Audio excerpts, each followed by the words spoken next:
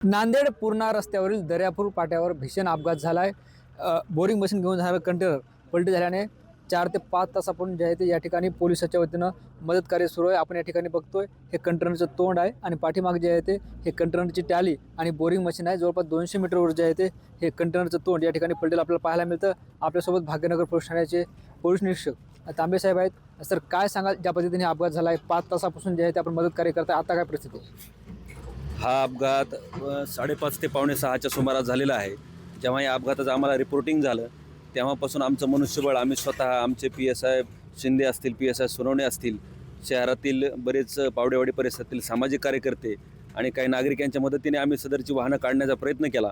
परंतु दोन्ही वाहनं अवजड असल्यामुळे ते उचलण्यासाठी अडचण येत होती आणि काही क्रेनचे ऑपरेटर्स मिळत नसल्यामुळे सायंकाळची वेळ होती। त्यामुळे इथं KTL कन्स्ट्रक्शन कंपनीचं एक ऑफिस आहे आणि त्यांच्या तिथे एक जे उपलब्ध क्रेन होतं आणि हायड्रा होता आणि दुसरा एक JCB होता। त्या JCBच्या मदतीने आता जवळजवळ 4.5 तास झालेले आहेत। 4.5 तासानंतर आम्ही सदरची वाहनं उचलून आणि एक ट्रेलर बाजूला करून पाहिलं असता त्यामध्ये कोणीही जखमी दिसून आलेलं नाही। त्यामुळे थोडासा सुटकेचा निश्वास म्हणता येईल आणि इथले बघणारे लोक, आसपासची मदत करणारे लोकही आता इथून निघून गेलेले आहेत आणि ट्रॅफिक सुरळीत चालू केलेली आहे। निश्चितच आपल्यासोबत पोलीस निरीक्षक तांबे साहेब होते, ज्यांनी या घटनेची माहिती दिली। आपल्यासोबत सामाजिक कार्यकर्ते विठ्ठल पावडे आहेत। काय सांगाल, तुम्ही सुद्धा या ठिकाणी होते, मदत कार्य करत होते, नेमकी घटना कशी झाली?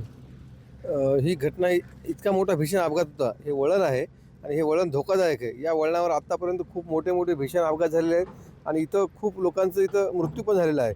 त्यामुळे एक अशी शंका होती पाहणाऱ्या लोकांना की या कंटेनरच्या खाली कोणीतरी दोघं लोक अडकलेत, अशी शंका होती। त्यामुळं या भागातील आपले पोलीस प्रशासनानं अतिशय संवेदनशील पद्धतीनं हे प्रकरण हाताळून अतिशय म्हणजे सगळी व्यवस्था कंटेनर वगैरे उपलब्ध करून ते कंटेनर पूर्ण बाजूला केलं आणि तिथं कोणीही नसल्याचं समजल्यानंतर इथं या भागातील पावडेवाडी असेल, दर्यापूर असेल, भानपूर असेल, या भागातील लोकांनी पण सहकार्य केलं आणि योगायोग सुदैवानं म्हणा की एक मुलगा तिथं बाजूला होता, पण कंटेनर पडता तो अचानक बाजूला झाल्यामुळे तो वाचला आणि याच्या खाली पण कोणी नसल्यामुळं कुणालाही दुखापत काही झालेली नाही। निश्चित आपण बघतो ही सगळी अपघाताची माहिती होती।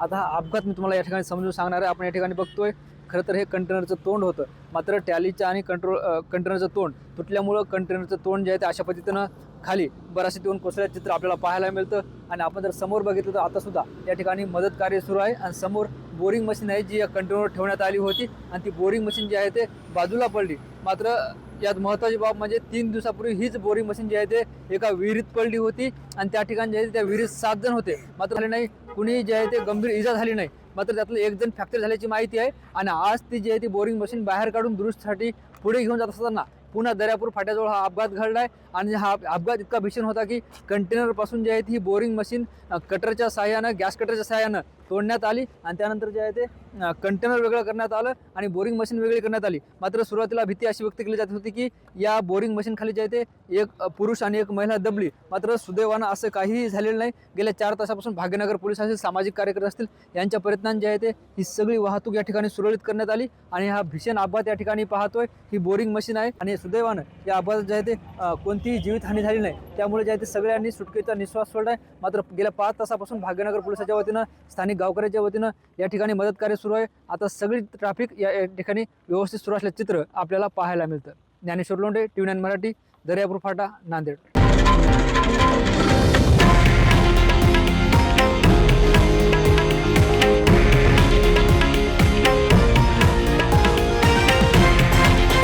हे आहे देशातील नंबर 1 न्यूज नेटवर्क आणि आपण पाहत आहात TV9 मराठी, एकमेव।